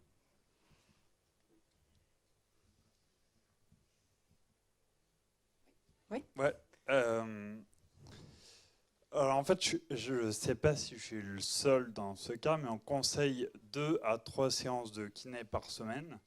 Et enfin moi, d'un point de vue de mon énergie, en fait, déjà faire les tâches domestiques, les courses, m'occuper de mon bébé, avoir un petit peu de loisirs. Enfin, en fait, ça prend déjà toute mon énergie. Si je fais plus, je vais être crevé, il va falloir que j'enlève des choses, soit il va falloir que j'enlève des tâches domestiques ou des loisirs. Et en fait, c'est vraiment compliqué. Et en fait, on me dit oui, il faut adapter du coup ce qu'on fait chez le kiné pour adapter au niveau de fatigue. Mais ça devient tellement faible, finalement, ce que je peux faire, que c'est hyper dur d'avoir un entraînement, une rééducation continue, quoi. Ouais, je comprends. Non, mais je sais pas, du coup, s'il y a un conseil là-dessus. Ouais. Moi, j'aurais tendance à dire faire des sessions courtes, intensives mais courtes. Et peut-être faire 20 minutes le matin, 20 minutes le soir, plutôt de faire 1h30. Bon, je dis 1h30, c'est énorme. Mais peut-être plus séquencé quand on a beaucoup de fatigue, s'écouter. Et puis, en fait, aussi, il y a l'aspect de l'exercice physique. Plus on en fait, moins on a de la fatigue, entre guillemets, mais c'est sur le long terme. Voilà, en 2-3 semaines, c'est difficile.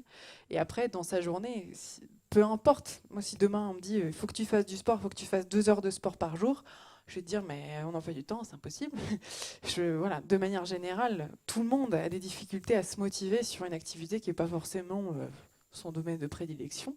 Et si c'est associé à une activité, à un loisir qui est déjà physique, peut-être qu'il n'y a pas besoin de faire ces auto-exercices de manière aussi importante parce qu'il y a une dépense calorique et il y a une mobilisation en fait physique. Donc à associer avec un autre loisir, si c'est possible. Voilà. Mais je comprends que c'est difficile. Alors j'ai 2 questions. Alors déjà bravo pour la mise en place de ce dispositif. On a vu tout à l'heure la vidéo justement de Fabrice qui s'auto-filme. Et je trouve que c'est une bonne chose parce que voilà, ça permet d'avoir des exercices plus spécifiques. Mais est-ce qu'on peut imaginer peut-être un système un peu d'auto-partage des choses qui se font déjà aujourd'hui via des groupes WhatsApp ou Facebook ou autres?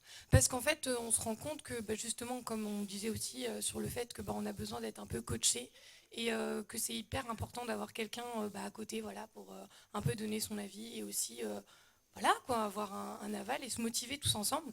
Et voilà, est-ce qu'on peut imaginer qu'il puisse y avoir un autopartage un peu entre tout le monde, en fait? Parce qu'encore une fois, on sait combien l'ataxie, de par son évolution, est différente d'une personne à l'autre. Et du coup, en effet, certains pourront se référer à certains exercices plus facilement que d'autres parce que ils ne se situeront pas au même endroit, en fait, dans l'évolution de la maladie. On avait réfléchi pendant cette nuit de folie, nos cerveaux étaient en ébullition sur l'aspect communautaire qu'on trouvait hyper important. Donc, je sais que Paul nous a parlé d'une application de running où même tu gagnes des points, tu gagnes des sous et tout le monde s'envoie ses distances, etc. On avait pensé un peu à une idée comme ça, en une sorte de petite compétition ou en tout cas de surmotivation entre vous. Vous pouvez vous envoyer des commentaires, vous pouvez vous envoyer des vidéos. Sauf qu'au niveau du développement, là, c'est compliqué. Donc là, on reste sur quelque chose de très simple. Et après, si on arrive à avoir d'autres financements, on ira plus loin. Après, c'est tout ce qui est dispositif médical, c'est la vallée de la mort pour développer une application. Mais on avait réfléchi, on trouvait ça super. Donc peut-être que dans un deuxième temps, on voit vraiment l'application étape par étape. L'idée, c'est que pas que vous ayez l'application dans 10 ans, hein, mais c'est que vous y ayez accès vite et que progressivement, celle-ci, elle évolue dans le temps. Donc peut-être qu'après, il y aura un aspect communautaire, je l'espère. Et du coup, j'avais une autre question, donc là, directement à vous en tant que kiné. Donc on sait bien les difficultés en effet de prise en charge parce qu'il n'y a pas forcément assez de kinés, parce que les kinés sont pris d'assaut et qu'il y a beaucoup de besoins et pas uniquement sur des pathologies neurodégénératives. Et du coup, en effet, il y a après d'autres personnes qui peuvent se mettre en place autour de ça, notamment des coachs. Et on nous avait présenté il y a quelques temps l'association Ciel Bleu, qui justement en fait vient rajouter une prise en charge en plus et se greffer sur les kinés. Donc nous on a pu tester cet asso pendant une durée de je sais plus combien de plus que 3 mois. Ouais, c'est ça. Et donc en effet on a vu à quel point ça pouvait être bénéfique, mais le problème c'est qu'au niveau prise en charge c'est compliqué. J'allais vous poser la question. Voilà. Donc c'est pour ça que ça s'est arrêté, parce qu'en fait ils ont des fonds directement qui peuvent débloquer pour quand ils estiment qu'il y a un besoin. Mais le problème c'est qu'après sur le long terme, ça coince. Et c'est vrai que je trouve que c'est dommage parce que en fait en effet on ne pourra pas forcément pallier au fait qu'il n'y ait pas assez de kinés. Enfin c'est tout à fait compréhensible que comme là pour le coup Tony lui il a 1 à 2 séances, même s'il est prescrit plus et qu'on essaie de faire mieux.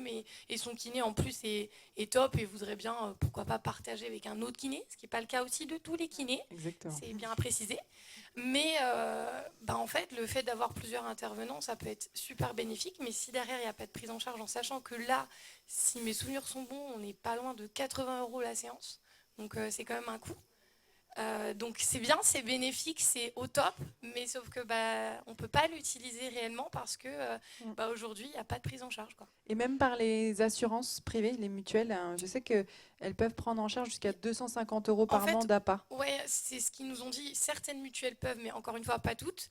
Et après, en fait, tout dépend si déjà la personne a une mutuelle ou pas, si c'est la bonne ou non. Après, en fait, là, ils sont en train d'essayer de voir au niveau de tout ce qui est en fait Arco, tout ça, en fait. Parce que comme au niveau de la cotisation, on peut aussi avoir des prises en charge. Mais en fait, à chaque fois, il faut prouver qu'on n'a pas trouvé des fonds ailleurs. Donc nous, par exemple, on s'est renseigné auprès de la Sécu. Eux, ils ne donnent pas. Ou alors, il faut faire une espèce de demande extra-légale. Enfin, c'est un peu compliqué. La CAF, ils ne donnent pas. Mais le problème, c'est que demander pour justifier qu'il faut débloquer des fonds parce que personne ne veut en donner, quoi. Ouais, c'est compliqué. Là, je ne pourrais pas répondre sur l'aspect économique, mais je trouve ça dommage aussi. Moi, concernant l'aide, on peut consulter également les MDPH qui accordent des aides. C'est le cas pour ma fille. Voilà, donc on a recours à Ciel Bleu et ils accordent une enveloppe mensuelle pendant un certain temps. Donc ça ne finance pas tout, mais ça aide. Encore 1 ou 2 questions et après je demande au groupe de VAF de se préparer parce qu'on va avoir une belle pause détente avant le souper. Oui, moi, c'est pas vraiment une question, c'est juste pour dire que par rapport au fait que les kinés veulent se déplacer, si c'est par exemple à domicile, oubliez pas, et Iris, tu me diras si, je ne veux pas me tutoyer, tu me diras si j'ai tort ou pas, mais n'empêche que vous coûtez MK10, donc vous coûtez quand même plus cher un kiné. Donc il peut prendre un petit peu plus. 21,50 € exactement. Voilà, vous coûtez un peu plus cher qu'un patient entre guillemets standard avec votre maladie. Donc n'hésitez pas à insister à ce qu'il reste un petit peu plus longtemps avec vous. Mais juste par rapport à mon expérience, je suis que des patients qui ont des maladies chroniques, donc j'ai l'habitude. Il y a aussi les kinés ont peur du chronique, c'est-à-dire ils ont peur d'une personne qui se dégrade, une personne qui n'évolue pas dans le bon sens, ça fait peur. C'est moins facile à prendre qu'une entorse de cheville, ça évolue bien, puis tout va bien. n'hésitez pas à leur dire « je suis prêt à faire des pauses », à ce qu'il n'y ait pas un suivi de manière continue jusqu'au bout, quoi, et essayez de juste vous dire « moi je suis d'accord pour faire une prise en charge, on fait par exemple 2 mois à fond, on fait une petite pause et après on se revoit tous les 2-3 mois ». Pour eux, c'est plus simple de raisonner comme ça plutôt qu'une prise en charge très longue qui fait un peu peur. Bon, je vous dis mon expérience, ça peut vous aider. En tout cas, on va avoir des outils dans les mois qui viennent et on sent des gens très motivés. Et Iris, énorme merci.